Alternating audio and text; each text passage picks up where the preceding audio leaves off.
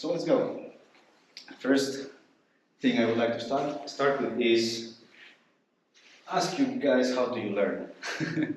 let's do it like in a short way. So I will mention a method, and whoever used it successfully or not, please just raise your hand. So let's start with the easy ones. Flashcards. Who have ever used flashcards? Okay, there's a few people. I hope there will be more. Another method. For example, when you're learning a language, you just write a list of words, let's say in Spanish. Next to it, you write translations, and you just try to remember them, cover, and just check if you, for example, who used this method for learning anything. Okay, a bit more. Who just tries to repeat in his head, let's say, a definition or something until he remembers. The classic one. The classic one, yeah. Okay. So those are all methods that fall under the category of learning by repetition, right? You repeat the information one way or another until you remember. And this is how the brain works as well. So you build neural connections between neurons, between information you store in the brain, and the more often you repeat it, the stronger the connection becomes. This is simple, right? So now let's go to something else. Let's take a look at the second group, which is learning by association. So who ever tried using any of the mentioned methods, like, for example, well-known mind palace or method of Loki, something like this? Who tried this one? Okay, 2 people. Who tried, for example, doing some drawings to remember some? Okay, nice, good. Who tried to use a method called memory pegs, something like that, which is basically creating association between, let's say, a number and the sound. So 2 sounds like shoe, so then you imagine a shoe, for example, and you put something in it and you remember this man. Right? Okay, so there's more. So those are methods that put more emphasis on association. This is another way how we remember things. One way is to create one strong connection between information. Another thing is to create multiple connections to the things you already know, right? And from my observation, and authors of the books I also read, and the studies show that people usually tend towards going to repetition rather than association, where association actually is more efficient for us. And we'll see why in a minute. But let's first go through a little experiment here, a little exercise. So I will require you to work with me here. I will ask you to remember everything. So first thing, it will be 5 numbers. I will just display them one by one. And I will give you, let's say, 12 seconds to remember each number. So I will display 1, then the second, then the third, the fourth, and the fifth. And at the end, I will give you like 12 seconds for all of them. And let's see how this goes. Just use whatever method you want. Please don't write them down. It's cheating. Okay, ready? Let's go. So first number is 22.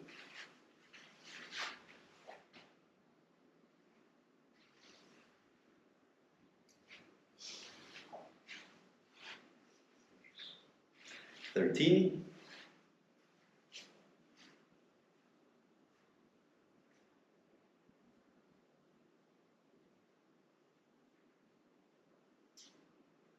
$43.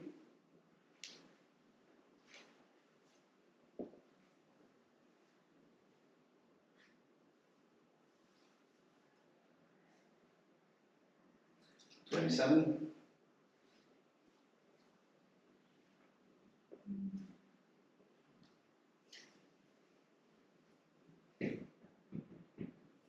$65.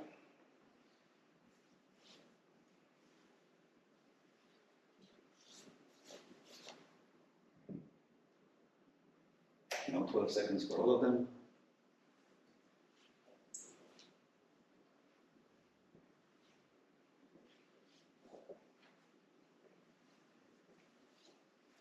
And they're gone. Okay, so I hope you remember them, because this is the code that you're going to have to use to read them from later. Now the second thing we want to do is, I will ask you to remember 5 words, but I will show you images that relate to those words, and I will ask you to follow my guidance in general, so I will tell you a little story, right? So in the story, try to remember the words that are associated with the images. And one thing that's important, when I display you a picture, take a look at the picture and then try to close your eyes and use your imagination to draw this picture in your head, right? So don't just look here, just try to make your brain work to draw this scene that I will present to you, okay? Ready? Let's go. I will also measure time just for curiosity. Alright, so let's start. So there's a nun. Let's start with a nun. It's quite a cool nun, she has sunglasses. All the cool nuns wear sunglasses, but what I want you to remember is a nun. And the second word is a dam. You know, a building that prevents water from flowing over. Imagine, just close your eyes and imagine that this nun is climbing on a dam. And it's really hard for her, like her fingernails, you know, she scratches the bricks with her fingernails. Just imagine it, see it with your eyes, with your imagination. The next word is Rome. Like in ancient Rome, just Rome. So imagine that this entire situation happens in the Rome. Maybe this dam is standing next to the Colosseum, for example, and it's preventing water from just floating over. And maybe the nun has a mission. She wants to save this Colosseum from being flooded, right? The next word is a neck. Neck, part of the body. So imagine that she suddenly grabs her neck. Maybe someone shot her, maybe with a little dart, you know, that makes her go to sleep. It's a tragic story, you know. And she holds her neck. She feels really terrible pain, and she falls from this dam. And then down there is police waiting, and they put her in the jail because apparently nuns are not allowed to climb dams next to Rome, and that's why she got shot in her neck, ended up in the jail. Just 10 seconds to go through the story in your head again, if you can.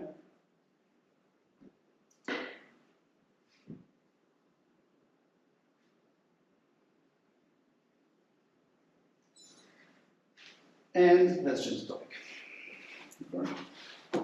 So, picture superiority effect. What is it? As the name describes, it's quite self-explanatory. There is a quite huge body of evidence that we are better at remembering pictures than words in general, right? So you can either read the sentence that I wrote or just look at this picture. And we can think why it happens. So in our history, when we were hunters, gatherers, and whatever, before we even realized how to write, we did some paintings, right, in caves.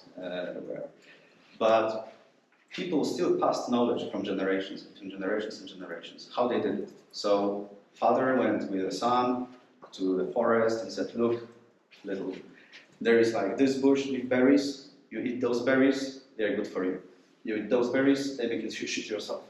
So that's how they learn it. They take the leaf, they take the berry, they touch it, they see the texture, they see the entire context of the situation, right, where they are, and they have lots of things that are staying in their memory connected to this one event, right? So there's lots of things involved in remembering this information. There's no writing needed. Writing was developed fairly late in human history, and it's a perfect vehicle for many things, but not for remembering. It's a perfect vehicle for sharing information, for storing information, for translating information between languages, but not for remembering. Why? Because when you think about it, words for our brain are nothing, they're just a bunch of images that we have to remember. So when you try to remember a sentence, just by trying to repeat the sentence without trying to picture anything, it's difficult. You will succeed sooner or later, but it's just more difficult. So as one of my favorite saying goes, just because something can be done one way, it doesn't mean it cannot be done faster in more efficient way, right? So, yeah, I think this is it. So let's get back. There is one really nice quote by Dr. John Medina that goes, hear an information and 3 days later you will remember 10% of it. Add a picture to it, you remember 65%. He's a PhD neuroscientist who also writes books on the topic. And there is also a link to his article from where this quote comes from. Let's get back to the exercise. So, who remembers the numbers?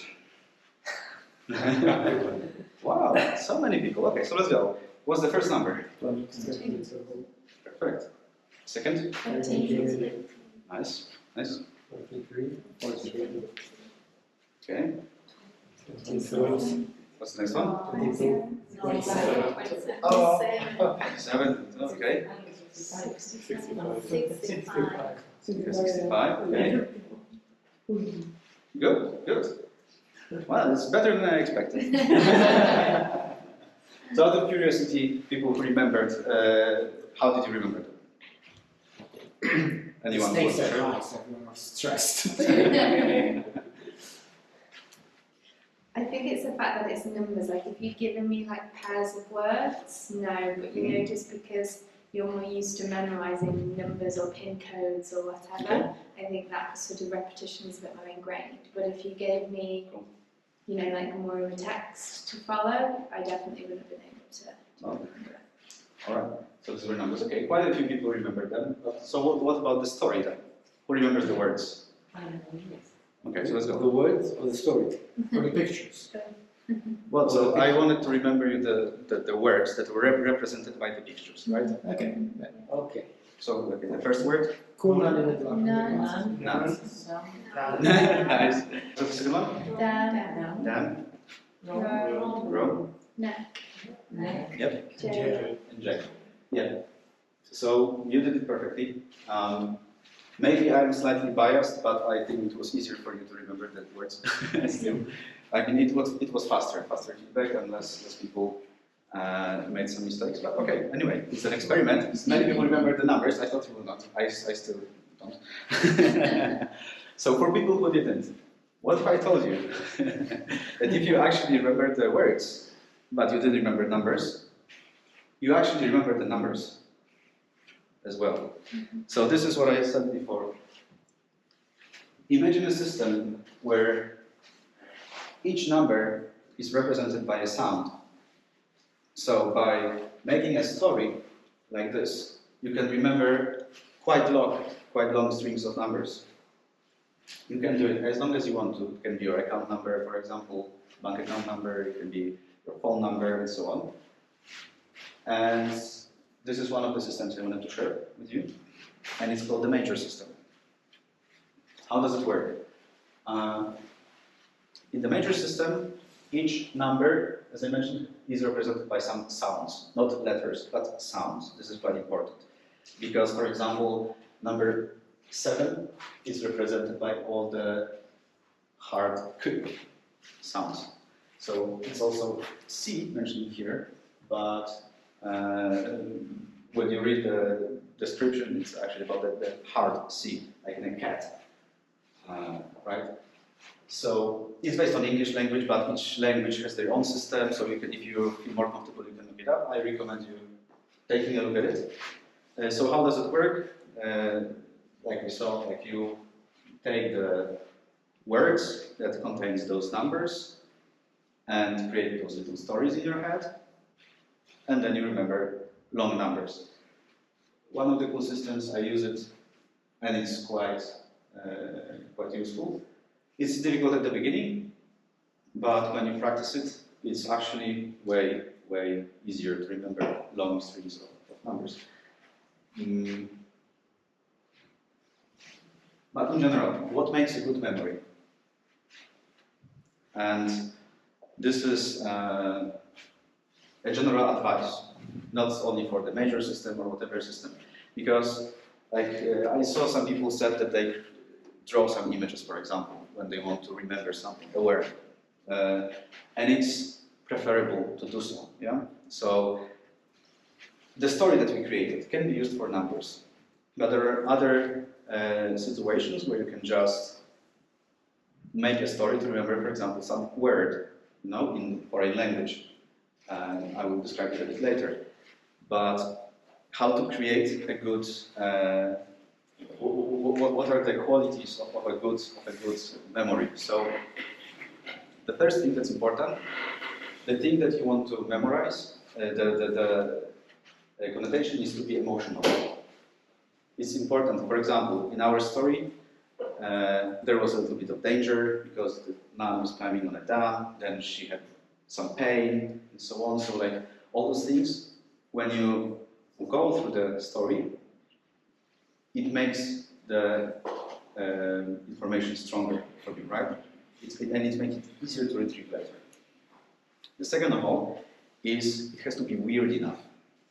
Like, what the hell is dam doing next to the Colosseum, right? When you put weird things next to each other in your brain, it's easier to retrieve them than when you put obvious things next to each other. This is also proven by the studies. And yeah, I don't want to over-explain it. Basically, that's it. The next one is use your senses. So, in our case, in the story of a nun climbing a dam, it can be the part when she grabs the bricks on the dam. You can try to feel the texture of the bricks, you know, just to really try to feel it. When you close your eyes, get into this. And again, like this is another sense, just like hunters and gatherers, they had those berries, they could take a look at them, hold them in their hands, see the color, see the texture. It all helps you retrieve the memory later. And I will admit that at the beginning, it sounds like, oh, hi Laura. It sounds like, man, but it's a lot of work to remember just a simple thing. Like, to come up with all those stories, like put those emotions and everything together. And it is more effort at the beginning to remember something, but you don't have to repeat this memory so often later. Yeah? So when you learn by repetition only, you forget a lot very soon, and you have to repeat again, just like with flashcards or those notes or whatever. When you spend a little bit more time on creating a really good memory, it will stay in your head for way longer. So quickly, let's go through some of the methods that I used in the past, and I can recommend some of them and how they work.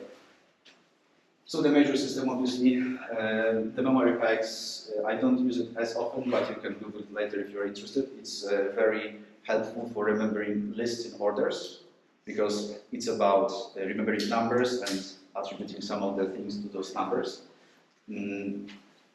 Then you have the Mind Palace, but people think about this Mind Palace method as only Mind Palace. There are other methods similar to it, where you use your imagination to recall something familiar to you. So it doesn't have to be some mansion, some home or whatever. It can be your car. It can be your body. It can be anything that feels familiar to you. And you can, how does it work? You imagine, for example, your car that you drive every day, you know what it looks like exactly, and you want to remember, for example, a list of healthy quality foods, let's say, or like whatever. So you imagine all those foods placed in different places in your car, you just go over them, you visualize it, and then just like in the Mind Palace, some people know, some people don't, but if you want, you can read about it later. I just don't want to spend all the time explaining all the methods. But this helps you remember the things because you need to use something familiar. You need to use a place you know, right? So tip for people who are using Mind Palace, you can use all the things in the world that are familiar to you, right? A very nice linking thoughts. Linking thoughts is the exercise we did. So you are taking a few words, for example, linking them together in one story. And this is also very helpful to remember, like, for example, a string of numbers. But there is a very good, there are even very good already prepared stories to remember some popular things, like list of American presidents, right? It started like, first one was Washington, so you imagine a dishwasher or a washing machine, because there's washing, right? And then you put something in there, and there's Jefferson, so on, and then like it goes on and on and on. And you just remember the story, visualize it, and suddenly you can remember like whatever number of American presidents you want, or you need for any reason. The last one is very cool, visualization. And it's very helpful for remembering procedures. So if you're a surgeon, okay, I'm not, but if you want to cook something, for example, yeah, and you want to remember a recipe, it is very good to imagine the entire process as if you were actually doing it. So, for example, you open the recipe, I want to bake some cookies, yeah? I read the recipe step by step, okay, you need to put flour, and then some baking powder, you put eggs in some other bowl, okay. So what you do, you stand to the table, you close your eyes, and you actually you need to use moves to even embrace it a bit more. You close the eyes, and you imagine, okay, so I'm putting my bowl here, I put flour, okay, then I put the baking powder in the same bowl. In the next bowl, I take eggs, I put them in here, they're two separate bowls, all right. And you just imagine the entire process as if you did it. It makes you remember it way easier later, right? So, some of the real-life examples I use, so to remember phone numbers, for example, those methods. A seat number in the flight. This is a cool one. Like, I don't even have to check my boarding pass anymore when I enter the plane. Like, I got this one. It's very pretty. What was it? And then they sit somewhere else. Anyway, like NIE, your number, like whatever, like some of the numbers in Spain.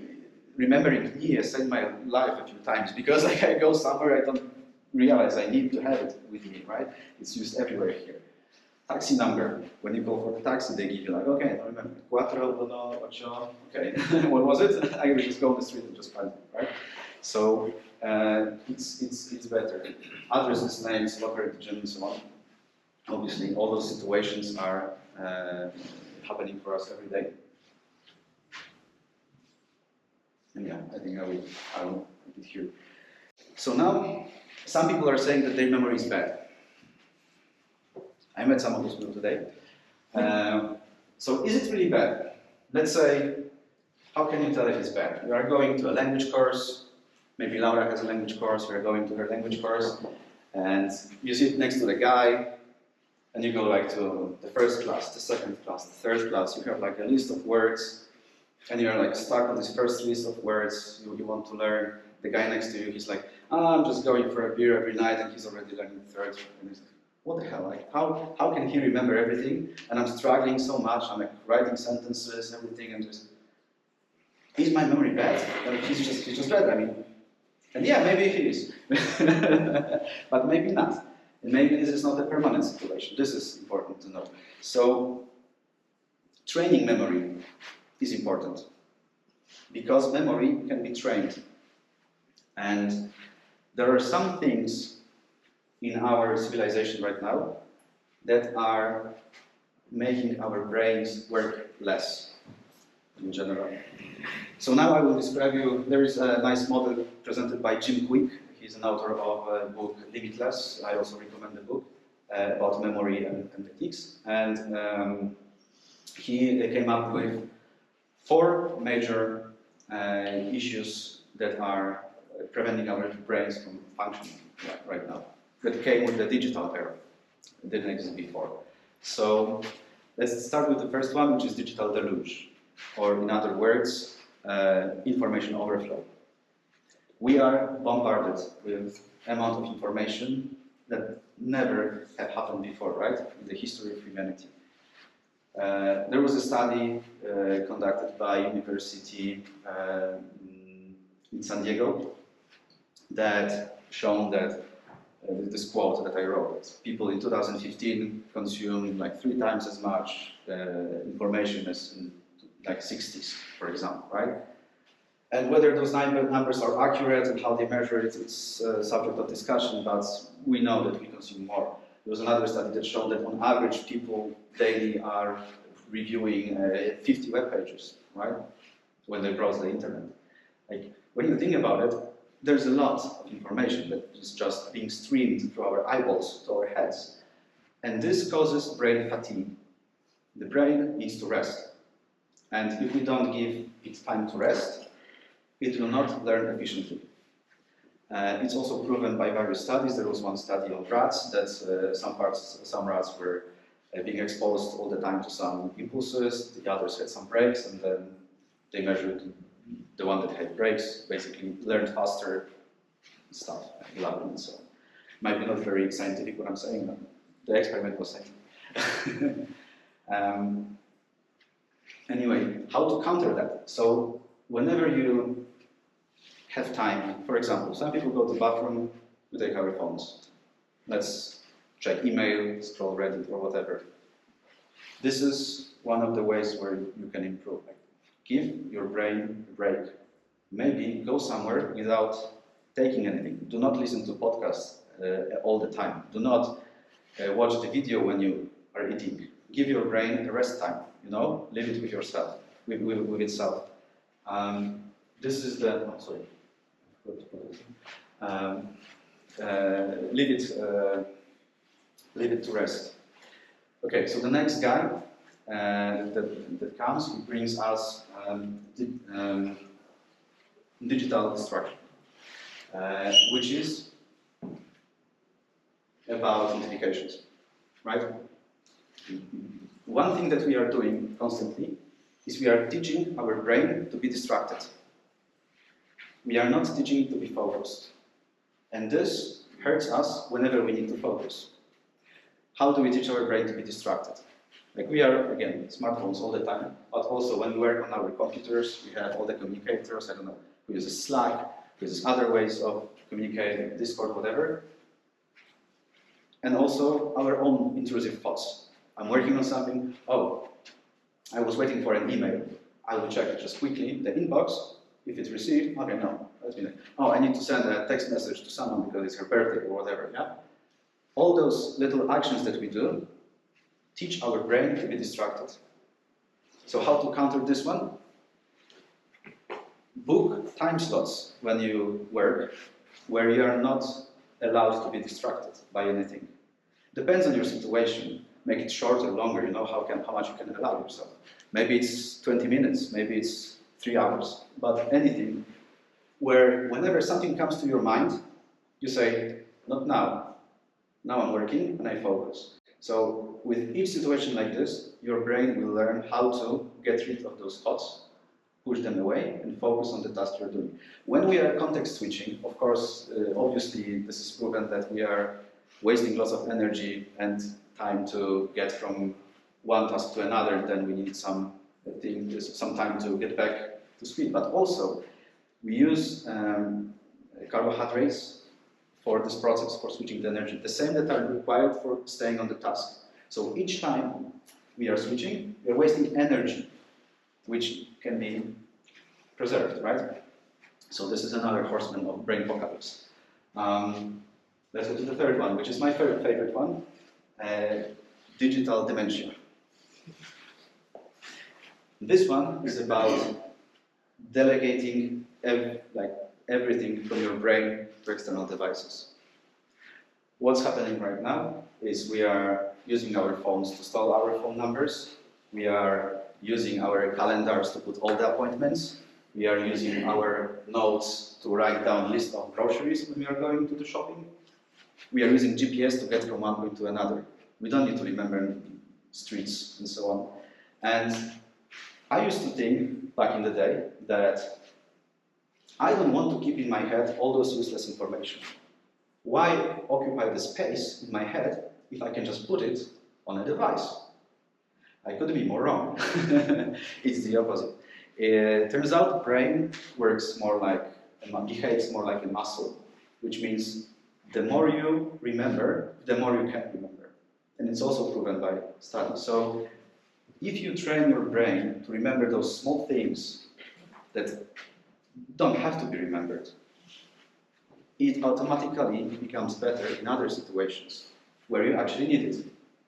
So it turns out that if you spend a little effort, for example, on remembering a phone number for your parents, maybe, you know, some of the things that might be useful sometimes, maybe are not necessary, but might be useful. You train, just like we go to the gym, just how we do yoga, Pilates, just like we take care about our diets, we can also take care about our brains and exercise it. And it's important, because this happens.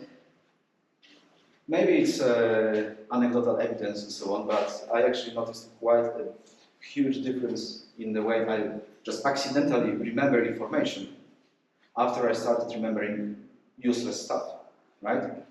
Recently I was doing a course on Google Cloud Platform for my work. I was just going through the chapters. I just read it once. I had a quiz at the end. I was pretty sure I would have to retake it and get back to the stuff. No, I did it 100%, just like that, because I actually remembered the information. I was surprised. That's the thing. Like, you are starting to be surprised by how much information just stays in your head when your brain is getting trained. And the fourth one is digital deduction, which means we are outsourcing the deduction process to others. What do I mean by that? People quite often look for opinion about something. Is, let's say, vegan diet healthy for me? Or is this politician good? Or is this politician bad?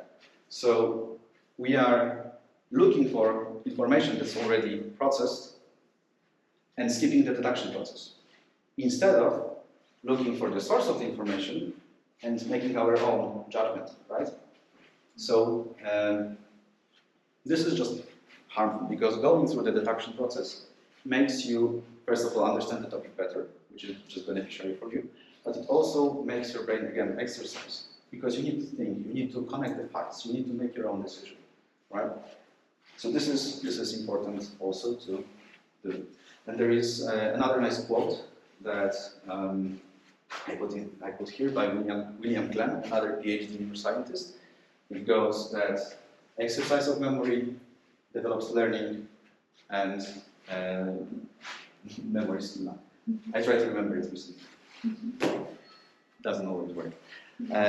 But this is also, there is a link to his publication about it. There's actually, it's covered in more detail. So you can look it up if you're interested. So last but not least, the books that I read and recommend for anyone who wants to get into the topic. So the last one is Daniel Kahneman about thinking fast and thinking slow, the processes that happen in our brain. It's a little bit difficult lecture for the beginning, so if someone is really invested into it, he can start with it. If someone wants to really easy and light, I will recommend definitely Kevin Horsley, Unlimited Memory. Audiobook is, I think, 2.5 hours. So it's like a podcast, basically. I think it has less than 300 pages. And it's very concrete. Like, there is no bullshit in there. It's just straight to the point. The last one is a little bit the opposite. Jim Quick. He's a brain coach. He wrote a book called Limitless, and he's touching on memory, but also a little bit around the memory. This book has, I think, almost 500 pages. And if you like American over-explaining and going through the same things 20 times, it's a perfect book for you. Otherwise, it's also, it has lots of good information, but for me it was difficult to read because I just did not like this style of writing. So just be aware. But I recommend this book anyway, because of the content.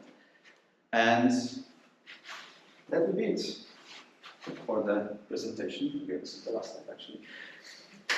Thank you for listening, and anyone has any questions?